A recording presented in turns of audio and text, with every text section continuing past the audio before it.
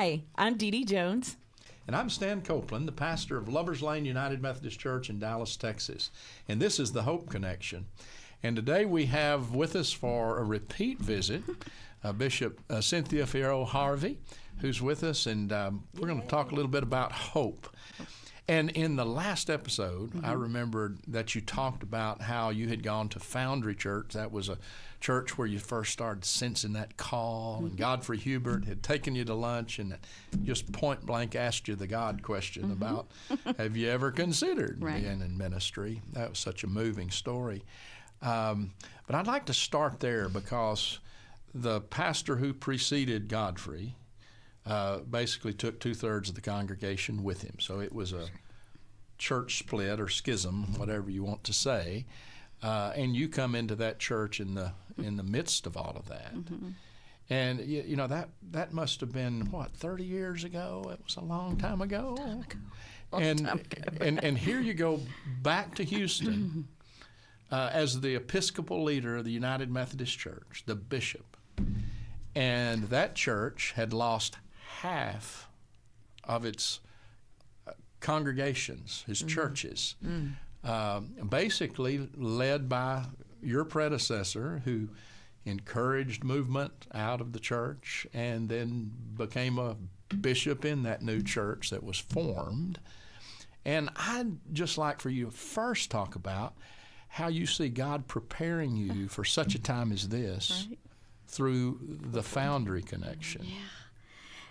At a time where who would have thought, right? I mean, this is just, it's almost, it is one of those mind-blowing moments where it goes around, comes around. And what that was like, walking into a place that was divided, that had division, and then now walking back into a place that's very similar, and where people are wounded, where people are in pain, where it's just amazing to me how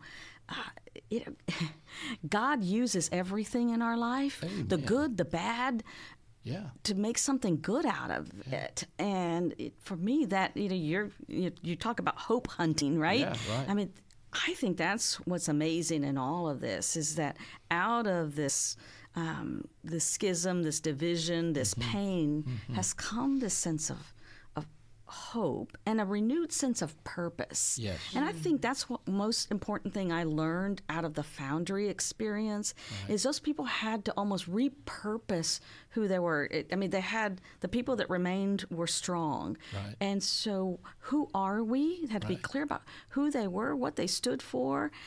And that's exactly what we've been working on for a year now in the Texas Conference, is reclaiming our identity, reclaiming who we say we are as United Methodists, as the Texas Annual Conference.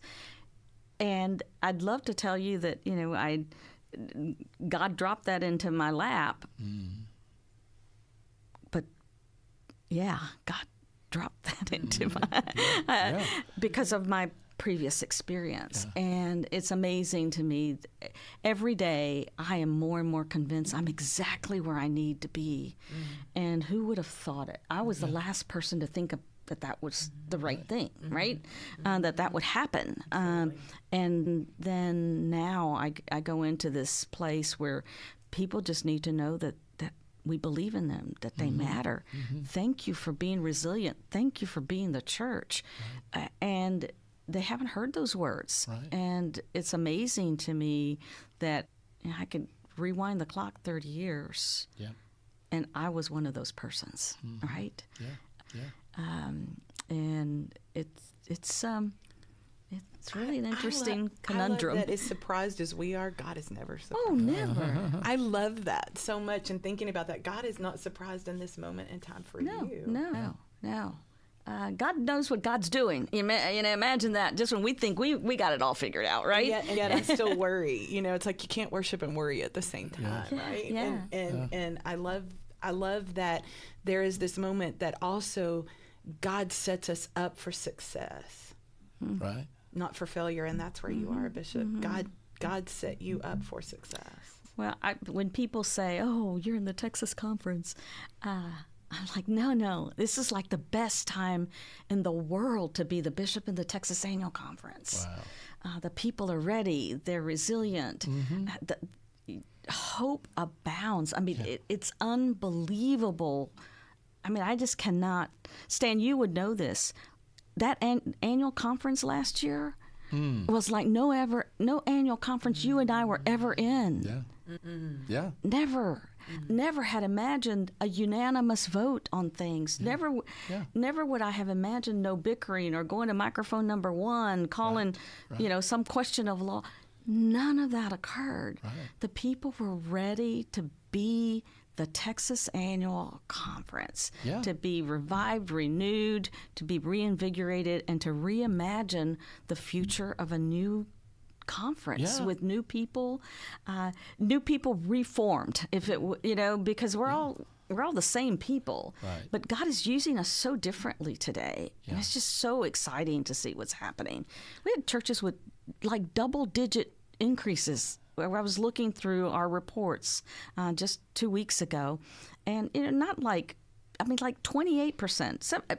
Major increases in worship attendance because they opened their doors to people who needed and free a place, to be them, and they could be who they are.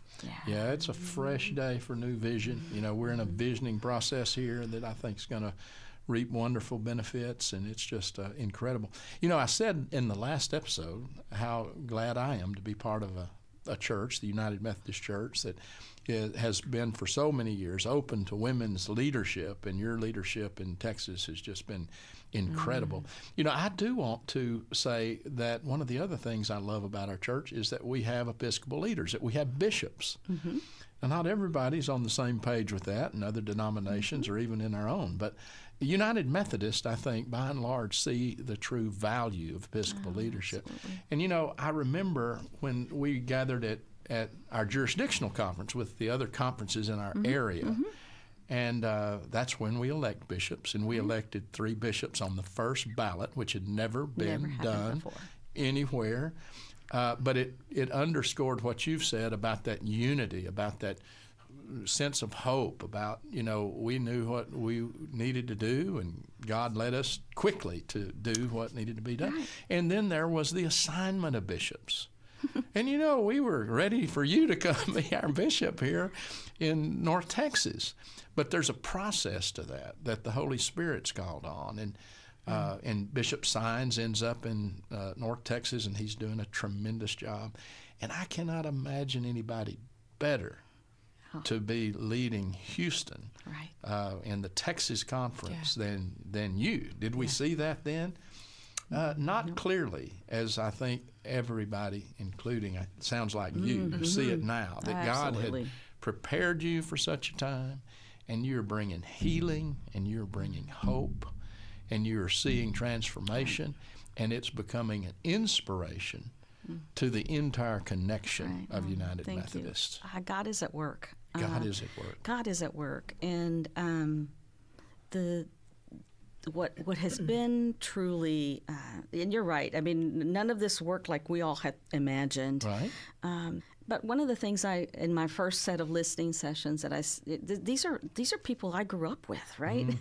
And I said they could have sent other bishops here that could have done a better job than even I could, but nobody's going to love you more than I love you, because we're siblings, truly. I mean, we have grown up together, and so returning home is never, it's often, it's like it's not always a great idea. So I'm worried a little bit about that. You don't want them to throw you off the cliff. No. I don't want to throw me off the cliff, or I don't, or to play me or use me for, because I knew you win. Yeah. And there's been none of that. And I could truly say, I'm going to love you like nobody else can, because I know you. I know your name. I know the culture here. This is the conference that raised me. This is a conference where my call came. This is who ordained me a deacon, ordained me an elder. And this is why I believe I am here for this moment in time. And there's some amazing clergy in that conference. Absolutely. My first gathering of clergy, I looked out more diverse than it's been. And it is younger than it's been. And you talked about unity. You know, we used to go to these clergy gatherings and, you know, Stan would preach and somebody would, everybody, I've heard him preach. They'd go stand outside and drink coffee, right? Or they'd say, oh, why did they pick him or her?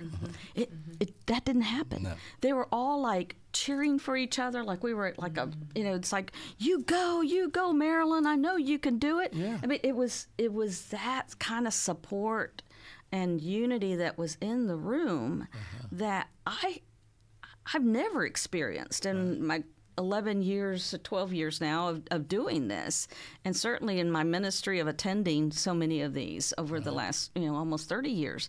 So it's just that sense that, so if you asked me where I think my hope lies, that's where it is that these folks have claimed a renewed identity, a new sense of purpose of why we're here.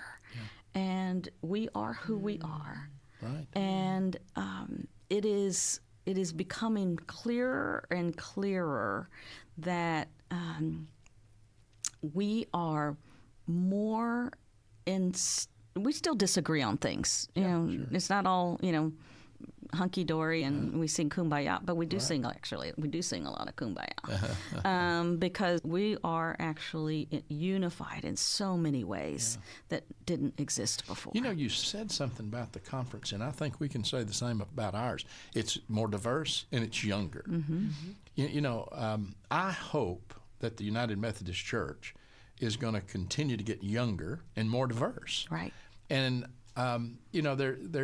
will we look back in time to this time of such pain and division and say, if we hadn't had that, we couldn't have grown more younger and diverse, because younger people are not going to, by and large, affiliate with churches that are exclusionary. No.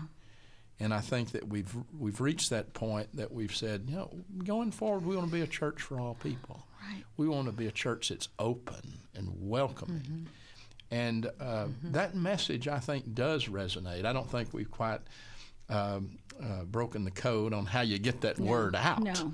But I do think that the foundation is being laid. Are you seeing that? Absolutely. I wish we hadn't gone through this. I never was but again, God's done something with us and in us in this process. Yeah. But I do believe that so much, because you're seeing a more diverse sense of thought and culture, and who we are still unites us. And one thing that's interesting, great people all the way around, the strength, younger clergy women, Dee, are rising fast. So proud. Rising fast. And I hope you're experiencing that here as well. But these are the younger, and I'd say a lot of them women, who have really taken this on. There was a resolution at annual conference about how we would be together. How we would be together now, who we are. And it was brought by a group of young clergy. And we passed that without a question, without somebody. And from where I was sitting, I would say it was near unanimous. And I turned and I looked at our assistant to the bishop, who was sitting next to me, and I looked at, you could have heard a pin drop on the carpet, because it was a holy, sacred moment in time that I don't think any of us would have ever imagined. People had tears. I mean, we all had. Tom Bickerton was with me, and I said, "Oh, here's that resolution," and we were both. It was just a breathtaking, holy moment. Oh my goodness! And so it's those kind of moments that continue to repeat themselves that gives me hope for our future. We've just received this really generous grant from the Lilly Endowment, and a lot of it is a culture shift. So it's not programmatic in nature, which is a little harder to measure, right? But it's all about creating a new culture, and it's exciting to see what is already. We've met. We haven't done the first thing, but it is just this idea of looking at 5 measures. Identity, so it's clarity, clarity of purpose, clarity, witness, abundance, kinship, and joy. Wow. So if we can shift a whole annual conference to be clearer about who we are, what is our witness in the community and the places where we serve. Are we working out of a sense of abundance versus scarcity? We have everything we need, even though we have half the churches, half the money, half the everything. We still have more than enough. It's abundance and kinship. Are we truly in relationship with one another? And is there joy in this place? Now, you can smell joy in a place 150 miles away. Absolutely. And so we're creating this shift that is just an unbelievable spirit, and it's being led. And some places I just step out of the way. I didn't write the grant. A group of clergy wrote the grant, and we didn't write the joy. And we didn't write. We don't write this. We don't couldn't. write the joy. We wouldn't know how. We would not know. We wouldn't know how. One of the too I love about the United Methodist Church is this sense of connection. And to those who aren't United Methodists and may be watching us, we talk about our conferences, and that's part of our connection. But all of these things that you've identified that you're going to be about in that grant, come right back to the local church and That's very true. wherever that church is planted, and those things start living out there. And then you have that sense when you come together again that, hey, we're all on the same page. We're all working truly to make disciples for Jesus Christ, for the transformation of the world. And when we make disciples of Jesus Christ for the transformation of the world, you can't help but have joy. And being on the same page in mission, I think that we're going to be more unified in mission than we've been in 50 plus years. It's my prayer. It's my prayer every day. One thing, we were talking about this, these 5 measures, and a pastor of a small church said, what I love about this, and it was really the intent of the writers, because they wanted it to be able to resonate in a small church, big church, urban, suburban, rural. She said, my little church can do this. And so when we all get going in the same direction, rowing the same way, because this is hard. It is hard. I've never worked, you all haven't either. We've never worked this hard in our entire lives, and to see this kind of shift occur is just, I get up in the morning thinking, let's go. And I think that's where we're going to have to find and borrow energy and joy and hope from one another, and believing that God's going to take this and use it in ways that I couldn't write in a grant. I couldn't put in a sermon. I can't imagine it. I'm sure you feel as I've never been more proud of our message. And of who we are. Because that message really is for everyone. It is. Yeah, it is. Bishop, thanks for bringing such joy to us. Well, thank you. And I know I love talking about this stuff. You can't tell. You do, and it's contagious, I tell you. But we want to thank you for being with us, and we want to thank all of you for coming online and help us by sharing this. We want the whole world to hear the message that we've enjoyed being a part of this day. So tune back into Hope Connection and pass the word. Thank you. Thank you. Thank you. Well, thank you.